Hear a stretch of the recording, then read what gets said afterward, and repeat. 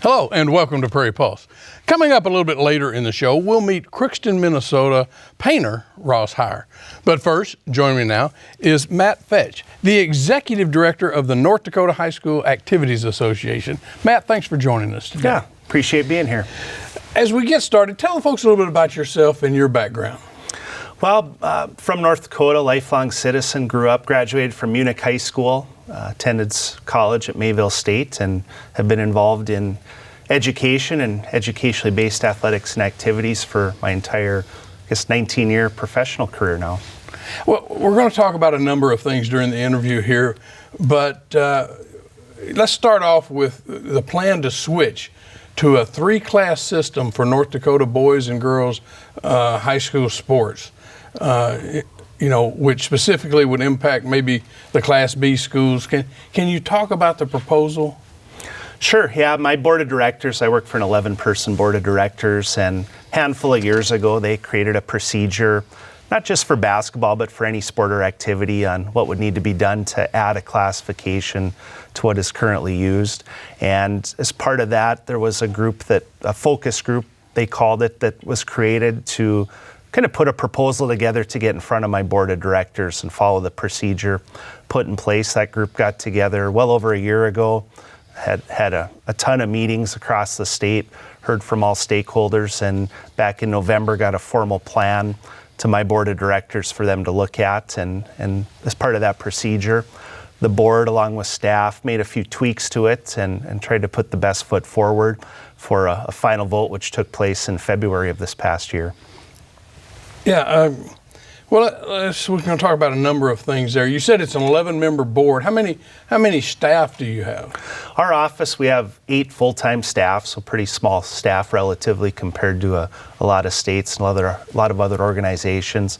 But that board of directors meets, they have regularly scheduled meetings 5 times a year and special meetings as needed. And as you can imagine, a handful more than usual this year with the addition of the basketball classification. Yeah, well, and your headquarters is in? We're in Valley City, so about an hour straight west of Fargo, right on I-94, and somewhere where we've been located since the late 40s. And like most states, it usually came down to wherever the executive director lived when you moved the office. In our case, Valley City, the city said, well, we'll give you a free building if you have your headquarters here. And the board at the time said, sounds like a pretty good deal, and that's how our headquarters ended up there.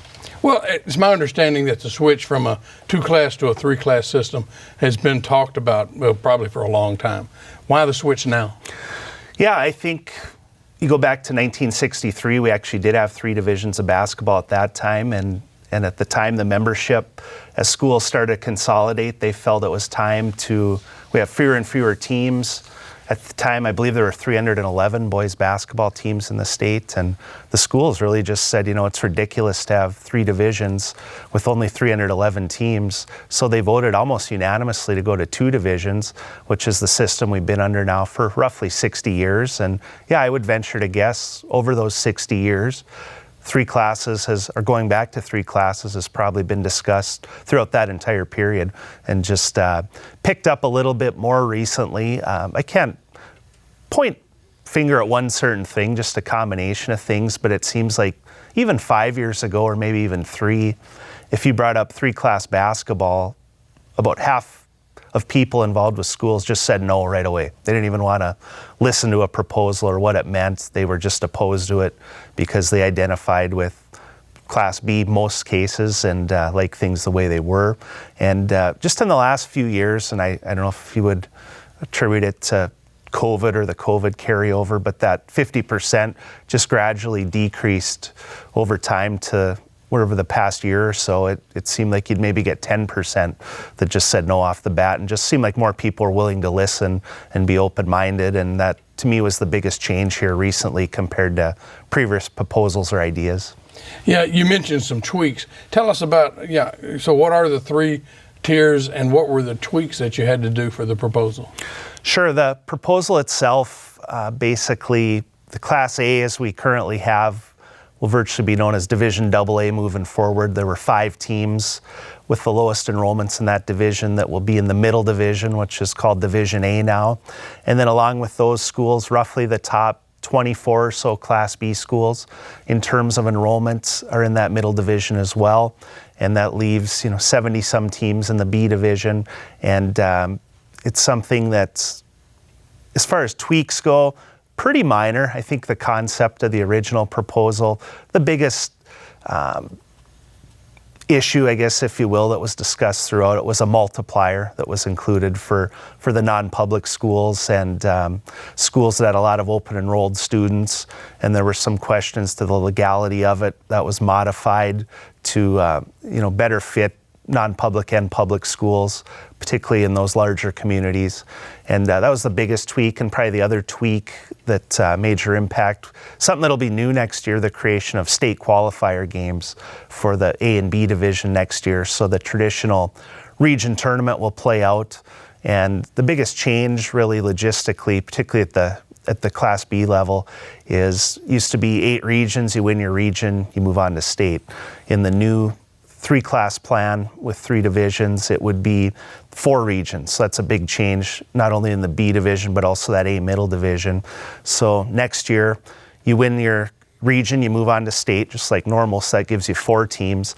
And then there was state qualifier games added. So a couple days after the region tournaments, second place team from one region will play the third place team from another region, and there'll be 4 of those games in each division. They'll determine the final 4 qualifiers. So in reality, you may end up with up to 3 teams from one region that advance to the 8-team state tournament.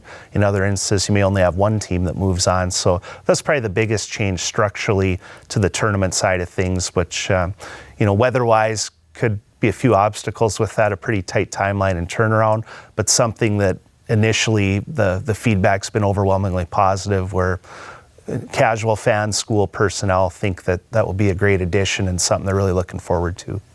Well, now you said schools seem to buy in, but obviously most schools must be on board or it wouldn't have gotten passed. But can you talk about was there much pushback at all on this? Yeah, there's a lot. I mean, tradition and change. We say in North Dakota, there's 2 things people don't like. They don't like things the way they are right now, and they don't like change. So inevitably you're going to have one of those 2 things, especially here.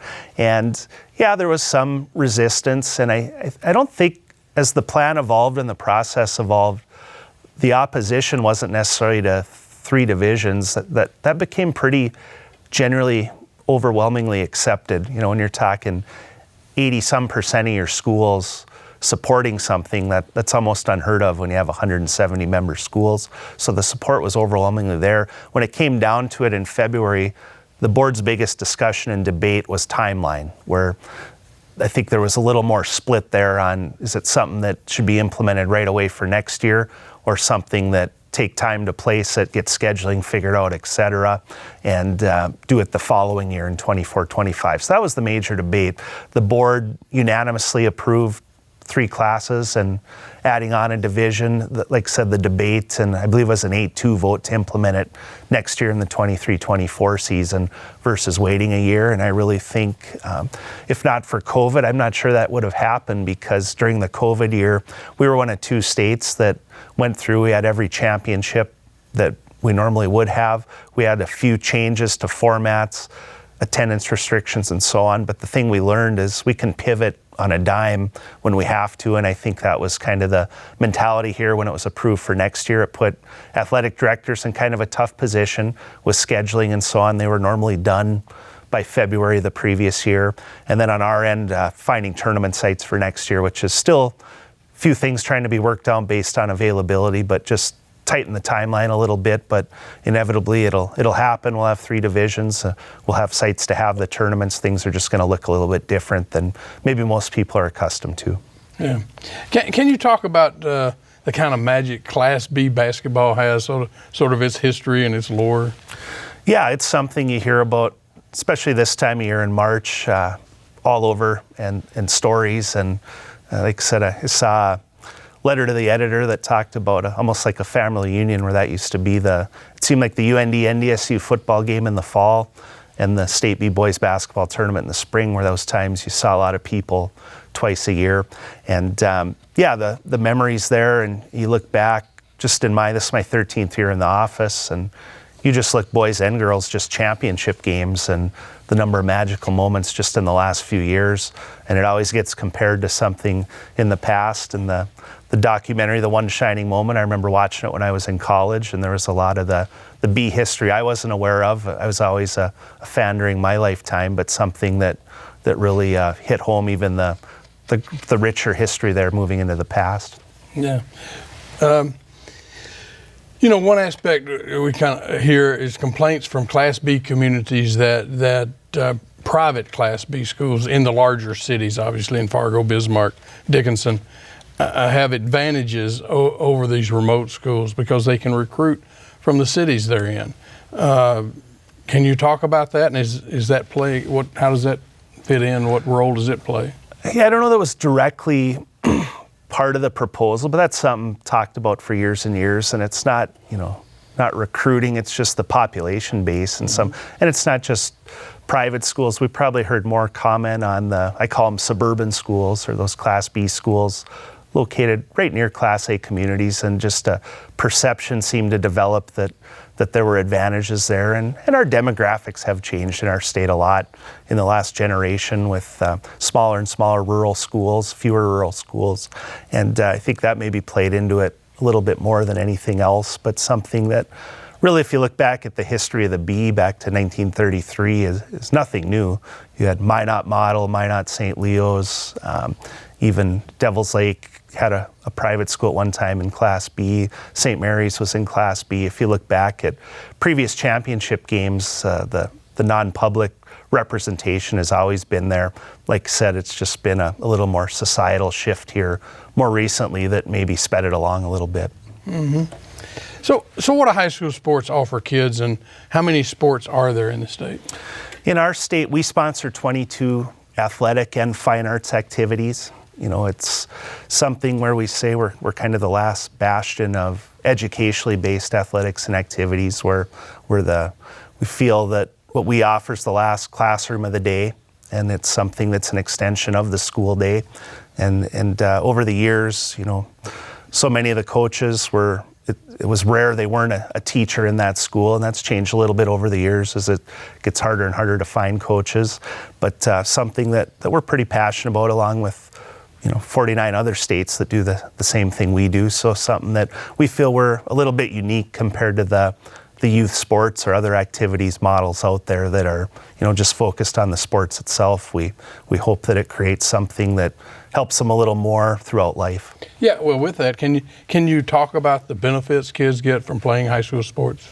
Yeah, I think it's unmeasurable. Just you look back, and just as a competitor myself and student athlete, I definitely remember games we lost, and I was fortunate to play on some good teams, but all those lessons you learn by handling adversity throughout all the years, and I think that's something that serves individuals later in life. It's not a perfect storm, if you will, and things don't always go as planned, and just something that those life lessons carry over, and the hope is it creates better citizens later in life, and that's really what we're here for.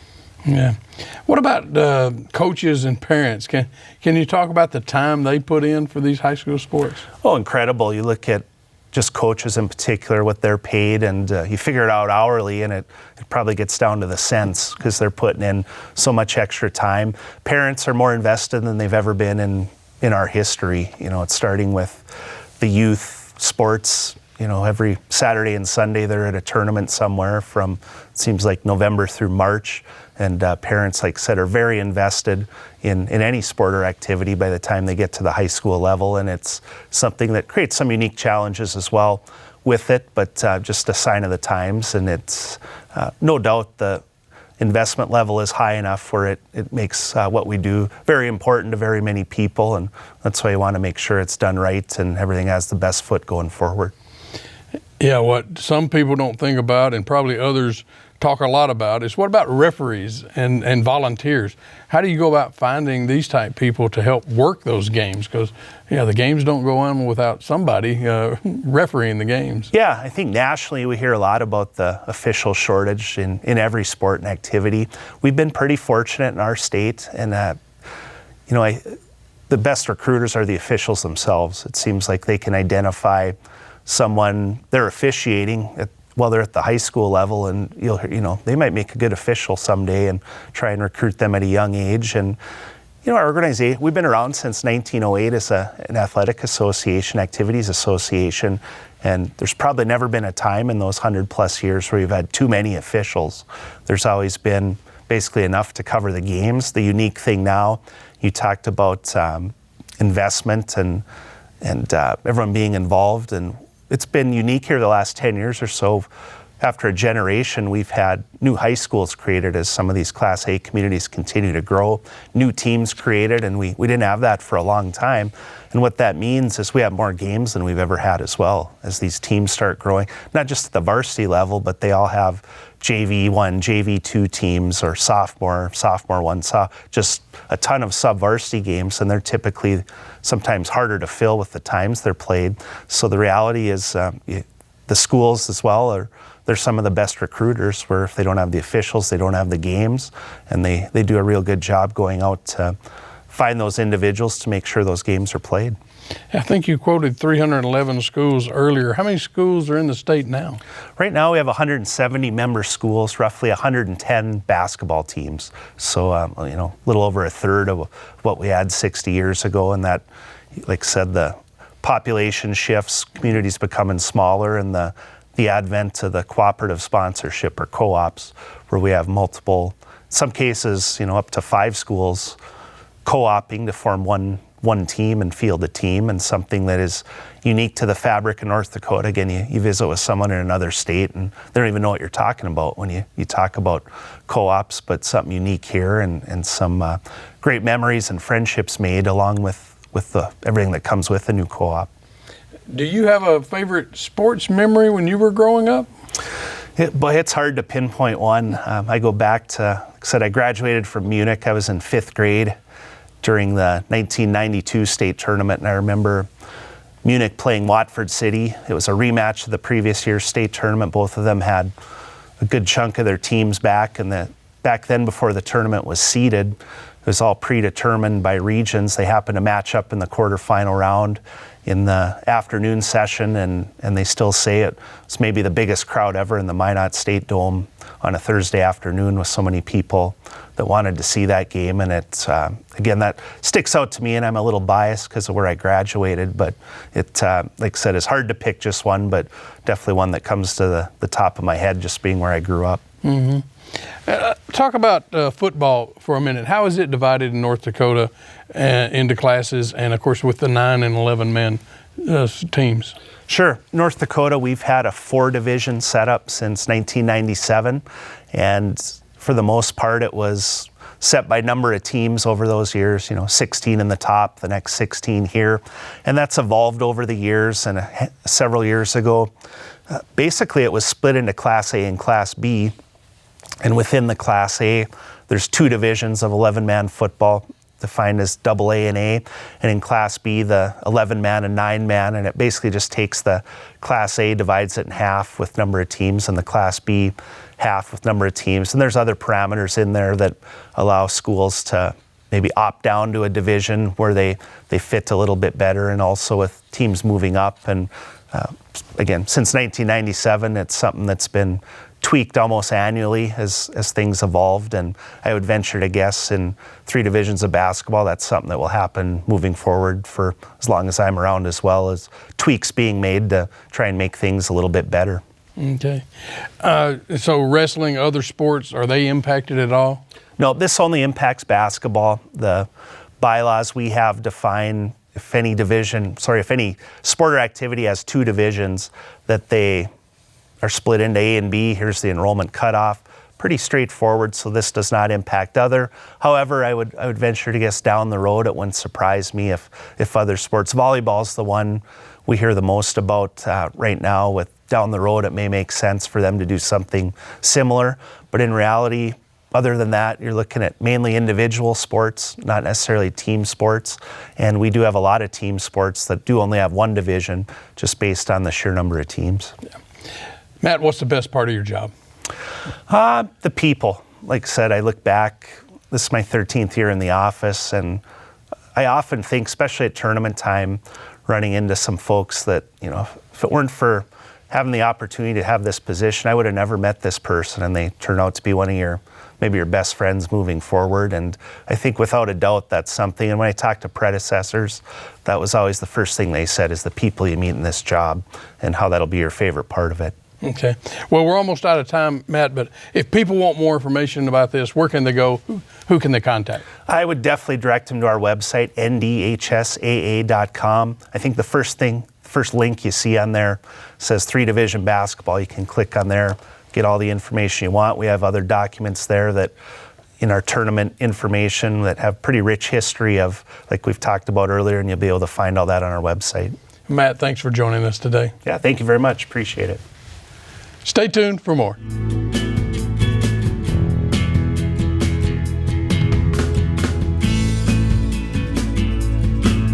Ross Heyer of Crookston, Minnesota is an award-winning painter specializing in detailed, intricate portraits of birds, many that he's seen throughout his travels across the world.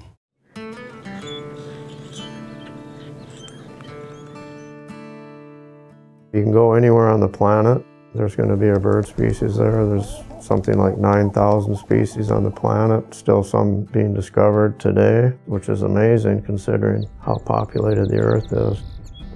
I just think it's such a gift to the Earth and humanity to have these creatures around.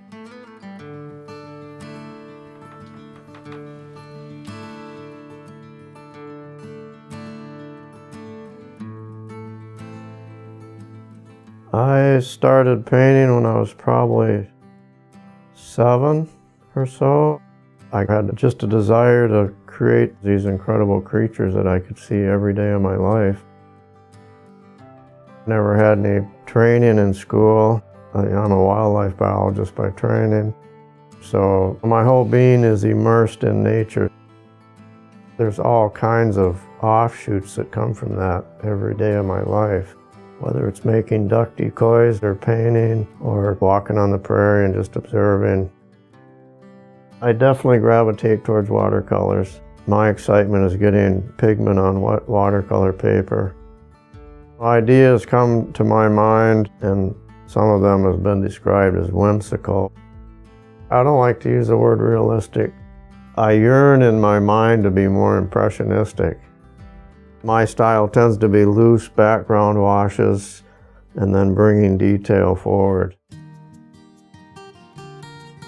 Sometimes when you travel, you get all kinds of great gifts. Ecuador boasts an amazing 164 species or so. I saw several hundred new species on that trip, but of them were 33 hummingbird species. When I got home, I just got this wild idea to paint all 33 of those species, and I'm up to about number 18, and it's already been 2.5 years since that trip. It's fun, they're challenging. Watercolors, doing iridescent bright colors is difficult, for me anyway. It's been a fun project.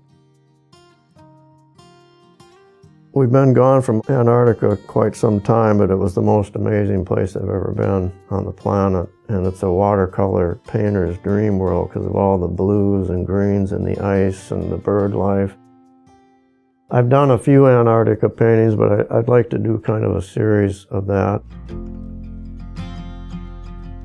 I've known Ross for, I would guess, over 20 years, actually.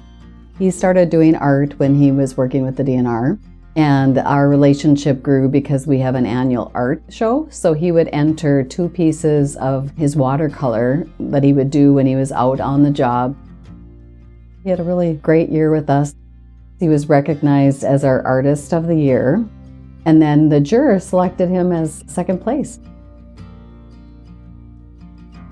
That's a real feather in my cap, and I'm proud of it because Northwest Minnesota has some tremendous artists.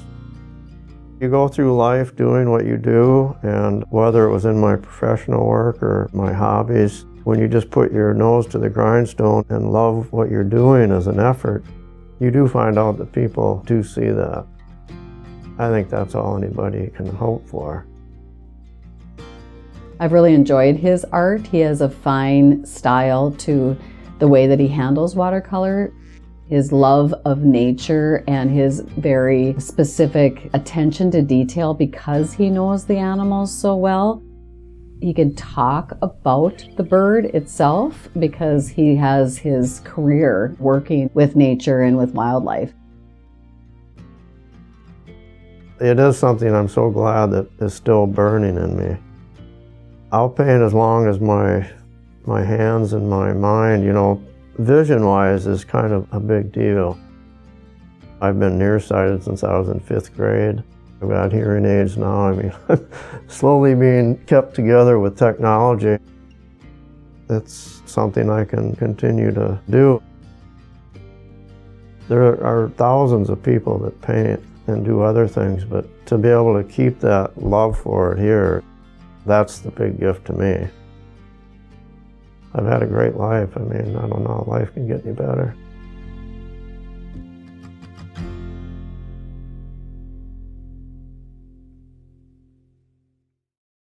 Well, that's all we have on Prairie Pulse for this week. And as always, thanks for watching.